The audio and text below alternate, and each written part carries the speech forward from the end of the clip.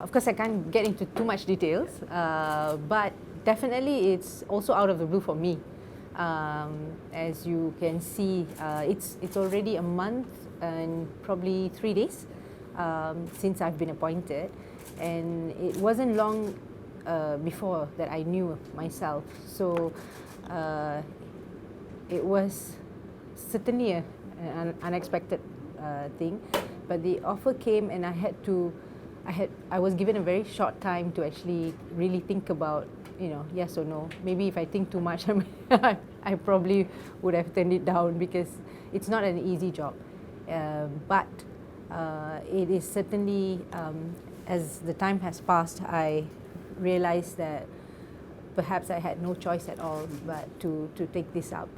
And it's, to a certain extent, it's very different from what I've been doing. As you know, I've been doing being a lawyer and also doing human rights cases. I think a lot of different perspective is needed. But at the same time, I still think graft busting or doing anti-corruption work is quite intertwined with human rights issues, because without dealing with corruption, a lot of rights has been denied to the ordinary folks. So to a certain extent, I'm able to reconcile with the work that I'm doing by understanding that living in a free of corruption or corruption-free society is a human right. Did you meet the Prime Minister before taking up this position? No, not before. I was informed of his offer, and but I only met him after the appointment to do the courtesy call. We didn't go into details of what I'm supposed to do, but he reminded me that the power that I have, and he told me that I need to know how to use my power, and remember that it's up to you how you want to use or misuse and all that. So it's a very big task. He seems to have already known of me or about me, and I think he may have done his own research or whatever. So yeah, so it is quite a thing. I mean, I still am trying to grasp what just happened. Yeah. But were there any specific things he wanted you to look into? No, he didn't speak to me about cases or things like that. Nothing of that sort. Yeah. I asked because in your first interview with MACC yes. on Thursday, you said it's not just about arresting people. You also said about educating and things like that. Yes. Can you just share with us then? What do you mean by that? Of course. How do you want to do that? Okay. If you look at the SPRM Act, it will actually quite specifically outline the jurisdiction of SPRM.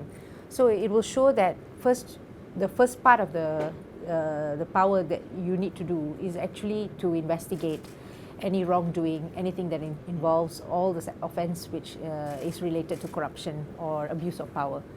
But there's also a second part, which is for deterrence and prevention.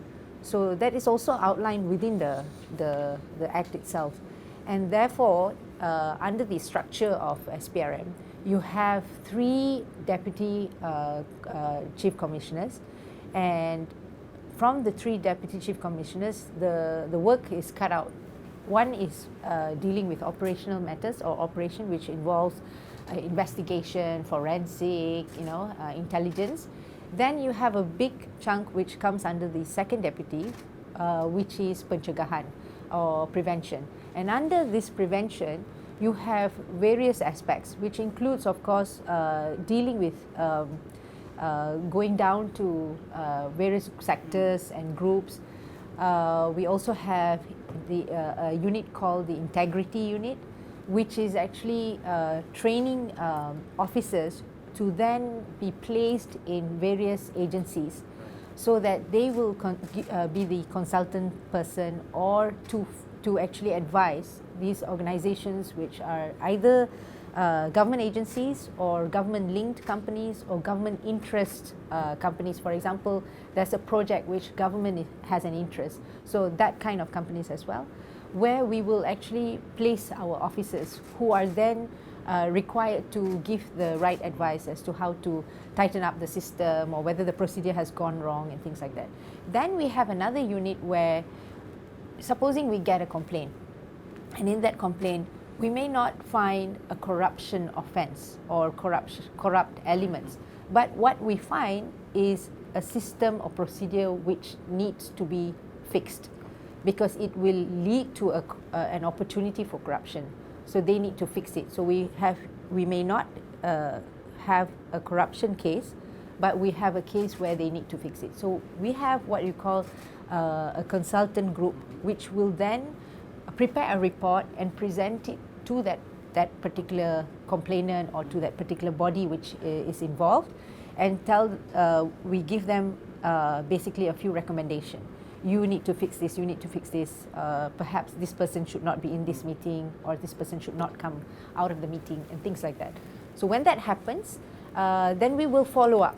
Did they fix it or not? Because if you don't fix it, then it will definitely lead to a real corruption. So this is how prevention works. So it's not just about enforcement, raid and arrest and prosecution. So there's this whole part which is probably not something that is as exciting, and people may have missed it. But a lot of work is done in this section as well. Yeah. So how is it that you plan to actually promote this aspect of it? Yes. So now, because at least for the last 3 years, you can see SPRM is in the forefront in dealing with busting a lot of cases which involves we call it politicians or ministers or head of government agencies. So how did this happen, and how did they get away for so long with such huge amount, right? So we need to actually tell the public and get to those agencies and say that this is where you guys allowed it to happen. So it goes hand in hand. So we take the trend of the type of offences, and then we target the groups and try to fix it. So there will be a lot of engagement with various sectors, and I think SPRM also have been invited by many groups because people are afraid that they will be caught in this thing again, so they don't want to be blamed. So basically this is what we've been doing. So we design our presentation based on the current trend, and then we go for that. So apart from general, providing general understanding and principles and lessons of what is right, what is wrong in terms of taking money and bribe and things like that. But this is more concentrated on government agencies and things like that, right? Actually, we now also have moved on to private sectors who have called on SPRM to give sessions, courses, presentations, so that big companies, whether it's government agencies or private sectors, they've also actually invited us for presentation. In fact, we have an academy, and in that academy we provide courses to certify integrity officers, so they can actually present their officers to come and sit for courses, and if they have that certificate, they are able to then be the integrity officer and the unit to make sure that all this kind of wrongdoing is avoided. In the work that I've done, I have very little brush with MACC per se. I think we may have raised concerns when it comes to issues which involves unlawful arrest or misuse of power or interrogation process and things like that. But in terms of work done, actual corruption case, I think we have not commented, or rather I have not, I don't recall commenting on actual cases. I think we would laud if they actually make arrest on corruption. But yes, we have commented on conditions of detention, lockups and things like that, but that's probably generally across the board, whether it's police, immigration or MACC. So in that context, yes, I have been critical. But what I found out over the years, they have gone through some tremendous transformation, especially in making sure that, for example, when it comes to interrogation, it is very, very sophisticated now. We have all the equipments, at least in the headquarters and also Selangor. And of course it involves cost, but it's far more sophisticated than what I've seen in police lockups and things like that. So in that context, I think MACC was going through a major transformation, and a lot of times when they brief me and present to me, and we went for basically, I don't know, for want of a better word, like a study tour, you know, basically I went to see all the lockups and all that. Most of them had a starting point when they've started fixing things, and one of it would be in the case of Teo Beng Hok and also Sarbaini, where they said that ever since that they had, you know, did major shake-up and changes to fix things, and so in a way things went for the better in terms of how they've organized for that. So of course we would want to still improve in terms of providing, making sure that any person who is detained have their rights, they are allowed access to their lawyers, and enough time, enough break. So sometimes when you see the news, you hear they've been subjected to 7 hours, 10 hours, 8 hours of interrogation. It gives the impression that there's no break, there's no time, or also sometimes it gives the impression as if it wasn't the person who detained who asked for it, you see. So it's only when you're inside you understand what was happening. So a lot of it has to be explained. So I guess there's a gap in terms of communication, which I hope to you know, help to fix that now. You mentioned that SPRM did place that your officers or maybe train their yes, integrity officers. Yeah. But you can see that still there are government-linked agencies and such as SSM, LHD, and they still have corruption cases going on. Yes. So are the officers currently they are newly placed in the agency, or previously they were? Okay. You see, how did these cases come about? Yeah. There is a correlation, because we wouldn't be actually knowing what is going on there unless our officers, you know, basically through the reports, how the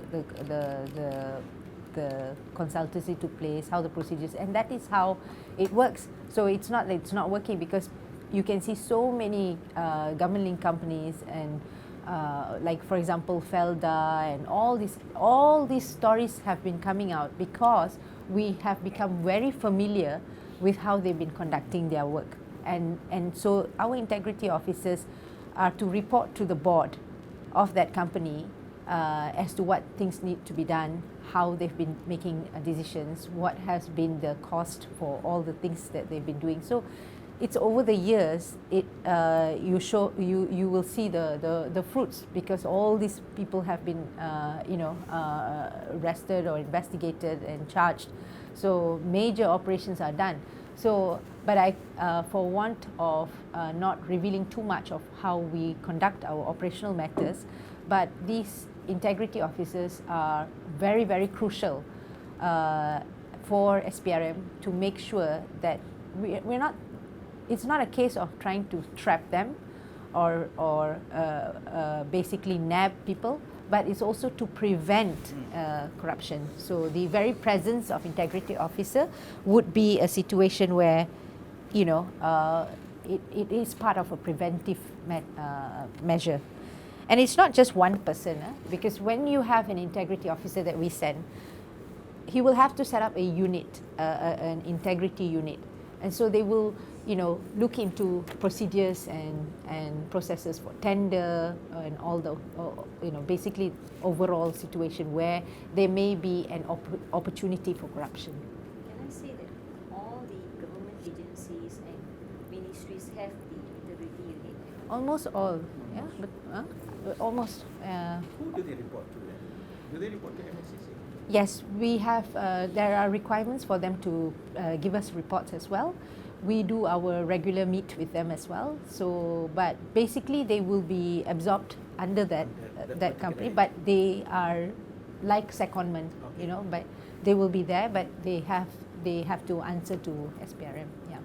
So it has from many years probably when we started, I think it wasn't very welcome, but now they want that. They want the integrity officer within their organization. I think it kind of helps them also. So yeah, so that's what's happening actually. So this is something a lot of people don't know, and I think